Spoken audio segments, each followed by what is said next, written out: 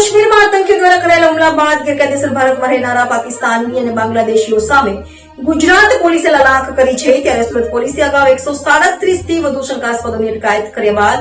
Uttarayan police દ્વારા પણ જ્યાં પરપ્રાંતિયો વધુ છે તેવા ઇન્ડસ્ટ્રીયલ અને રેસિડેન્શિયલ વિસ્તારમાં તપાસ હાથ ધરાઈ હતી।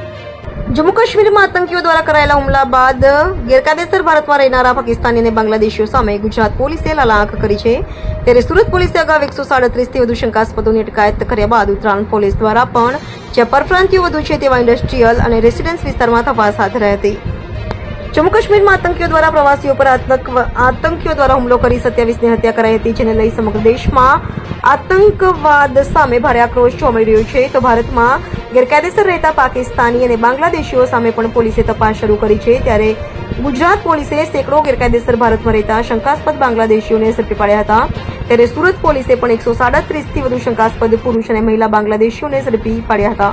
જેમાંથી 60 જેટલા બાંગ્લાદેશી નીકળ્યા હતા, જેઓ એજન્ટ મારફતે બોર્ડર ક્રોસ કરી પશ્ચિમ બંગાળમાં પ્રવેશી ત્યાંથી બોગસ ડોક્યુમેન્ટ બનાવી ટ્રેનમાં સુરત આવ્યા હતા। તો હજુ પણ આ ઝુંબેશ સુરત પોલીસે યથાવત રાખી હોય તેવું લાગી રહ્યું છે, ત્યારે ઉત્તરાયણ પોલીસ દ્વારા પોતાના વિસ્તારમાં જ્યાં વધુ પ્રમાણમાં પરપ્રાંતીય રહેતા હોય ત્યાં બાંગ્લાદેશીઓની તપાસ કરી હતી। ઉત્તરાયણ પોલીસ દ્વારા રેસિડેન્શિયલ અને ઇન્ડસ્ટ્રીયલ વિસ્તારોમાં સર્ચ ઓપરેશન હાથ ધરાયું હતું અને પરપ્રાંતીયો તેમાં પણ ખાસ કરીને પશ્ચિમ બંગાળના પુરાવા સાથે રહેનારાઓની તપાસ કરાઈ હતી।